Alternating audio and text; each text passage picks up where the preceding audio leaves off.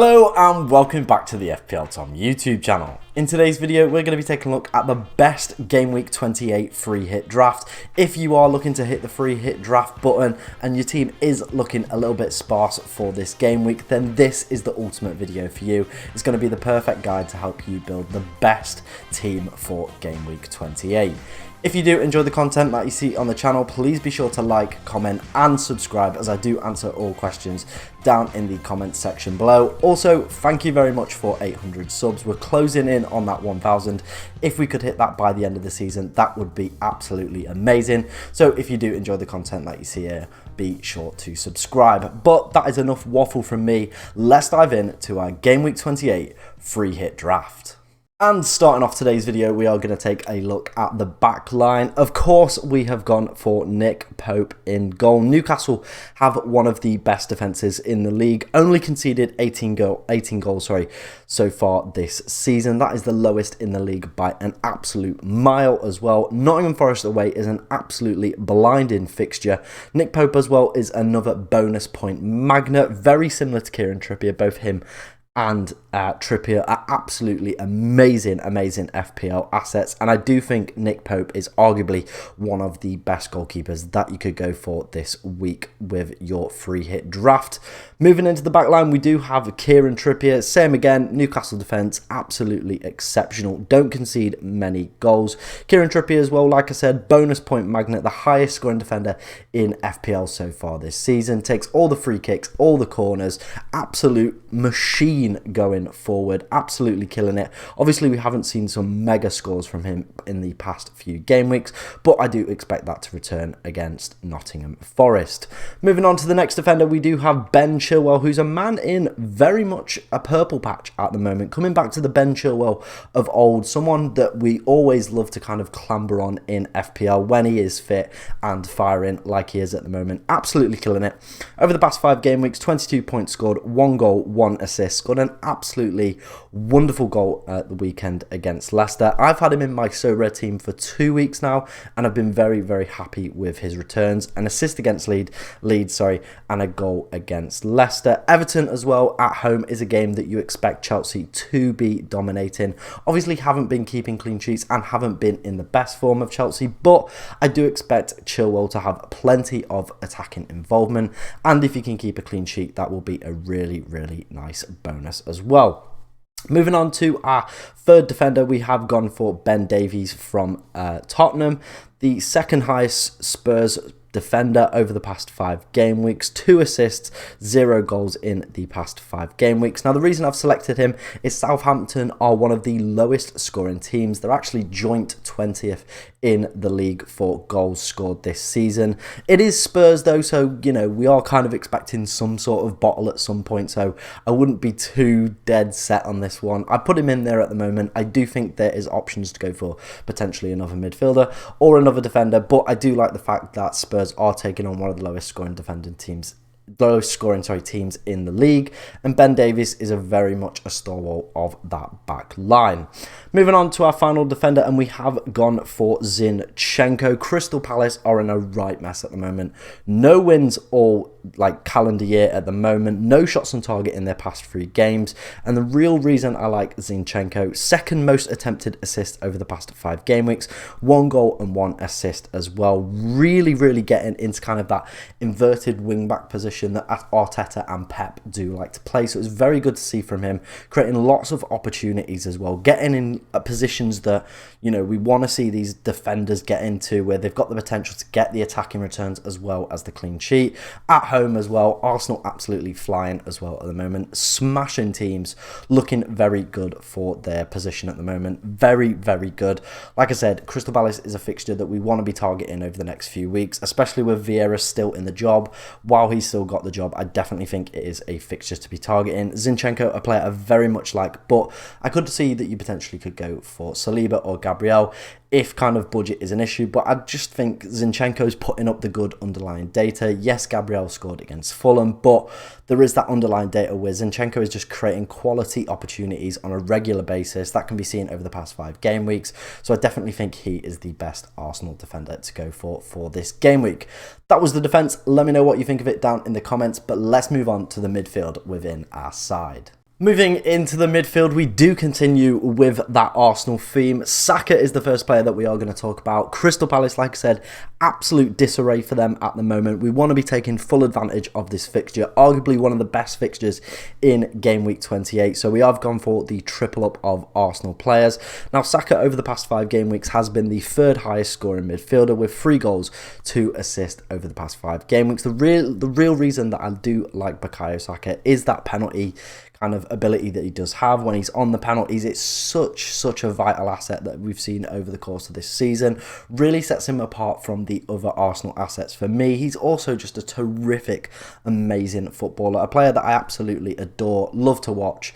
But ladies and gentlemen, there is a question mark whether or not to go for Gabriel Martinelli, who's been the second highest scoring midfielder over the past 5 game weeks. Also, Trossard has been absolutely killing it since joining Arsenal. Now, that's 10 appearances for him, 1 goal and 5 assists. The reason I don't like going for Trossard is I think he's the most kind of rotationable. I've probably just absolutely made that word up, but we're going to stick with it, rotationable, out of kind of the Arsenal midfielders. The fact is, they do have Nketiah. Gabriel Jesus as well is coming back from injury. They also have Martinelli, Saka. There's a lot of options within where Trossard is going to play. Obviously playing up front at the moment, like I said, but Jesus coming back and Nketiah as well. There is plenty of options for him to very easily be dropped. Same with Martinelli, but it does look like he's just absolutely bagsman at the moment. Really, the Trossard move has kind of just taken his game to an absolute another level, especially with a lot of people taking him out of the team as well. He's noticed that and he's gone, you know what, I'm just going to start absolutely banging goals for fun at the moment. But I have stuck with Saka, but I definitely do think there is a case to potentially go Martinelli over Saka. But the one man that I'm definitely going to keep in this team, regardless of what people say, and that is Martin Odegaard next to him. He is the 6th highest scoring midfielder over the past 5 game weeks, but he is the first for attempted assists over that time period and also has had the most shots among all players over the past 5 game weeks. Really love watching Martin Odegaard, club captain as well. So I do think he is going to start absolutely every single game for Arsenal. Like I said, Crystal Palace absolutely disarray at the moment. We want to be taking full advantage. You need 3 Arsenal players in your free hit for Game Week 28. Even if you're not on a free hit, I definitely think you're going to need 3 Arsenal players for this game week. It could be an absolute cricket score. Crystal Palace players as well could absolutely just down tools if they want to get Vieira sacked. It's very much looking like that way. They're getting dragged into a relegation battle, and a battering off top of the league Arsenal could be the final straw or the final nail in the coffin for Vieira. Obviously his old club as well, that would be a real ring stinger, that one. But yeah, like I said, you're going to need the Arsenal triple up for this game week. Moving on to the final midfielder, and it is James Maddison, a player that I'm absolutely gagging to get into my team. The underlying data that he's putting up at the moment is absolutely sensational. Leicester aren't even winning games, haven't won in the past 4 games, but this man is still just ticking over nicely, picking up the underlying data as well. If Iheanacho and Amati could actually finish the dinner, then this man would be like absolutely soaring. I think he'd be on a lot more people's watch list for this game week. Only 1 goal and 1 assist over the past 5 game weeks, but the 3rd most attempted assists over that time period. Yes, Brentford at home are a very good team as well, and there is pressure building on Brendan Rodgers with no wins in their last 4 games and only 1 point above the relegation place. But like I said, James Maddison is an absolutely fantastic footballer. Even when Leicester aren't performing to their best, he is still very much a key part of what they're doing. If they are going to score, you do imagine it's going to have some involvement from him. Only concern is the rumours around that he potentially picked up an injury yesterday, so just look out for the press conferences if you are going to bring him in or you're on your free hit and you're looking just to maybe bring him in. Just wait till around Thursday, Friday for the press conferences. Absolutely make sure that he is 100% nailed and fit, ready for the game at the weekend. But that was the midfield within the team. Let's move on to the front line for our Game Week 28 free hit draft. And to finish off today's video, we're going to take a look at the attacking line in our Game Week 28 free hit draft. We have gone with Ollie Watkins, absolutely ridiculous ridiculous purple patch this man is in at the moment. Absolutely smashing it over the past 5 game weeks. 4 goals, the second highest scoring player, only behind Gabriel Martinelli, who has 5 goals over that time period, but has also played 1 game more than Ollie Watkins as well. Bournemouth at home, great fixture for Watkins as well. Bournemouth has the second most XG conceded over the past 5 game weeks, and they got that shock win against Liverpool. You usually see it where teams get a shock win or get a shock result and then the next week are absolutely thumped or just not quite at the races. The mentality from winning that game has absolutely drained them, so I can expect Villa to do absolutely well. I think if you're not on a free hit as well, Ollie Watkins is an absolute must for this game week. I can see him having a ridiculous amount of expected ownership this week. EO just going to be through the absolute roof for this man for this upcoming game week. Bournemouth at home, like I said, amazing fixture for Watkins, a man in unbelievable form. So even if you aren't on your free hit, I would be suggesting to pick up Ollie Watkins this game week. Moving on to our central striker, and we have gone for Harry Kane. Great performance against Nottingham Forest in game week 27, picking up another cheeky little brace. I would say that he's potentially captaincy material as well, with Southampton languishing down the bottom of the table. I think they're still rock bottom after today's result as well, so definitely captaincy material. Harry Kane as well, you know what you're going to get with that man. Solid performer, very consistent as well over a course of a season, so definitely captaincy material. Like I said, over the past 5 game weeks, 3 goals, 1 assist and 28 points scored. It does look like with Richarlison coming into the side as well, there has been kind of a burst of a new lease of life within that attacking lineup, so it's very good to see as well. Hopefully Harry Kane can tick over very nicely in game week 28. Like I said, definitely captaincy potential there for him.